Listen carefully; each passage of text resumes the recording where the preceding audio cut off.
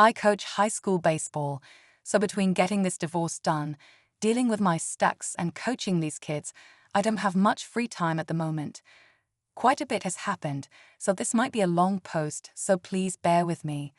Since it's been a little over a month since I've posted, I'll give a small rundown of what all that happened in my last post in case you've forgotten.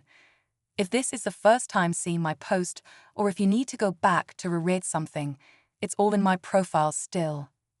So, we left off with M being arrested after striking my friend's wife and telling the police I assaulted her, and after showing them the video of all that happened, I was let go and she was taken to jail on a variety of charges. I didn't hear from M for a while until her lawyer reached out to mine, letting him know that he'd be representing M and doing the lawyer-to-lawyer formalities. I reached out to Jay's fiancée asking what was happening and found out she had kicked him out and her brother and father took all his things to Jay's new place. I planned on going to my cabin after work but found W in my driveway waiting for me. She needed to pick some things up for her sister.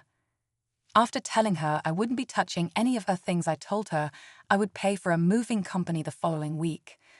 W asked if she could come up to my cabin with me that time and I agreed, mostly due to everyone telling me she might be needing a break from her sister, and the last time she asked me I said no.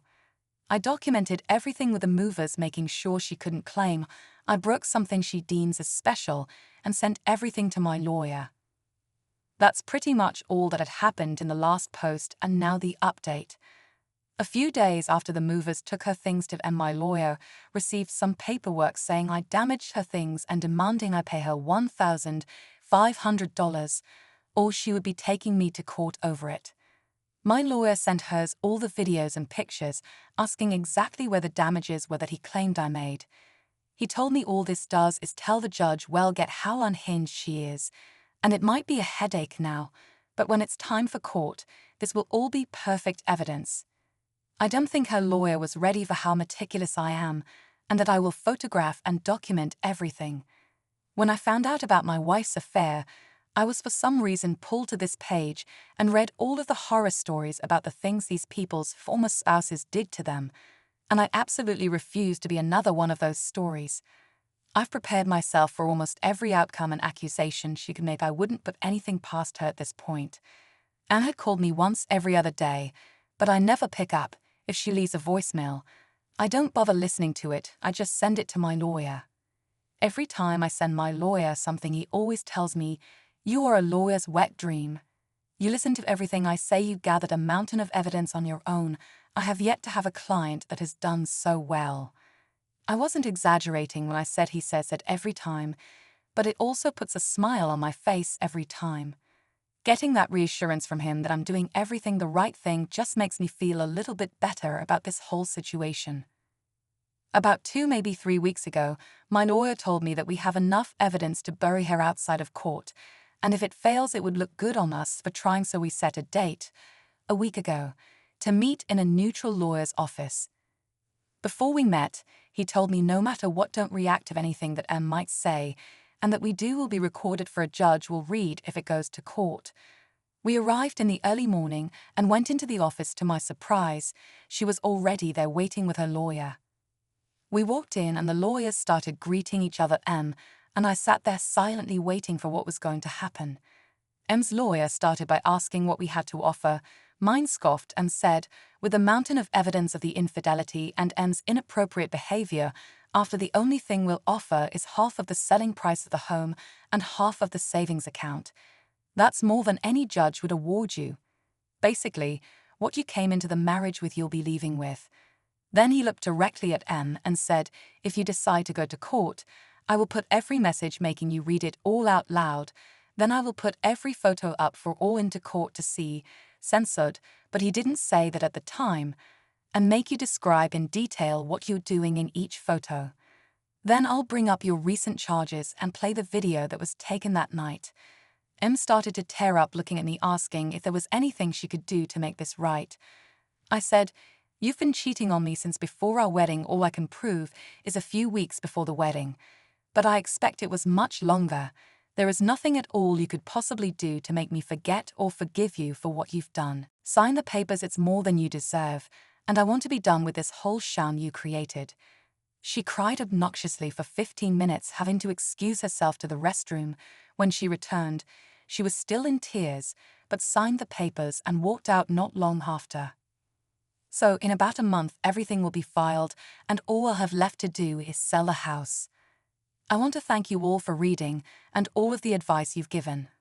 Also, shout out to the strong, successful male who's been bringing what's happened to me on YouTube. I've read through most of the comments on there, taking the advice from there as well. I don't see anything else happening, but I could be wrong, and if it does, I'll let you know, but this will probably be my last post. So again, thank you all. I hope what's happened to me has helped at least one person out there.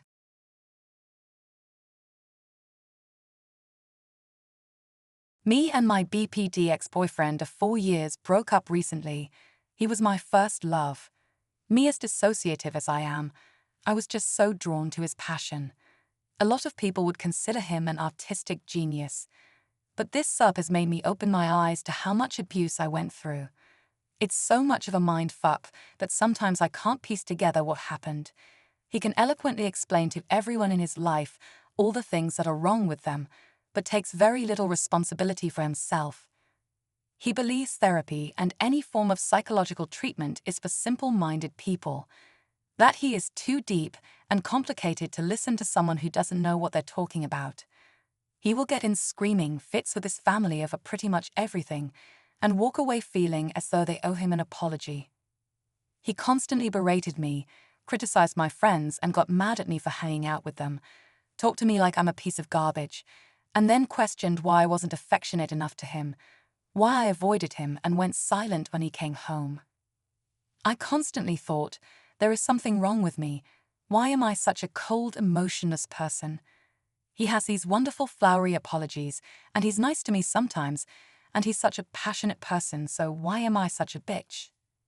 I thought I wasn't deserving of anything better than this, and he is about 1,000,000 times more eloquent than me, so he can get his feeling across way better than I can, and he can be extremely convincing. He could honestly be a salesman for a garbage bag, like it's a death trap. I was completely cut off from friends and suicidal. I was convinced I was a narcissist with no purpose in life. It seems like a lot of BPDs don't know what you get what you give means. Are only children more likely to have BPD? Like bro, if you're wondering why everyone around you looks terrified of you, and either picks fights with you for no reason, or becomes yes men at everything you say just to please you, maybe it has something to do with how you treat them. I think this is one reason he thinks he's right about everything. People are so terrified that they just agree with whatever he says. People are so lenient and he is so ungrateful for it. They give him more chances than he deserves, and he still acts like everyone is out to get him. My biggest fear leaving him, as someone who dissociated a lot, was that I couldn't live life in a deep way without him, but I know this is bullshit. I want to live life more honestly and stop taking it for granted. Try to help others and help them be themselves. Make art, things like that. I want to just try to get something positive out of this. I think I've learned that I have to stick up for myself, no matter what. A huge part of me feels deeply sorry for him, but I know I cannot fix him, and his mental illness almost destroyed my life. I've 32F, been married for 8 years. It hasn't been a great time, too. It's been a rough marriage. Back in March 2022, my husband, 39 meters, started an affair with another married woman. He met her on Ashley Madison.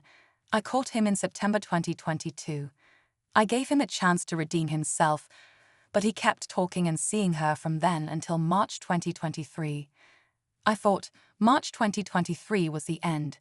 In October of 2024, I caught him talking to her again. I made him change his number. Fast forward to September 2024, I've caught him once again, talking and probably meeting up with her all over again. I feel completely broken. We never loved each other right. He said I didn't love him enough, and I was a completely different person than from when we were married. We just started counseling 2 weeks ago. For the first time, I felt hope and a connection with him. But everything is a lie. For some reason, the thought of not seeing him and being near him is devastating to me.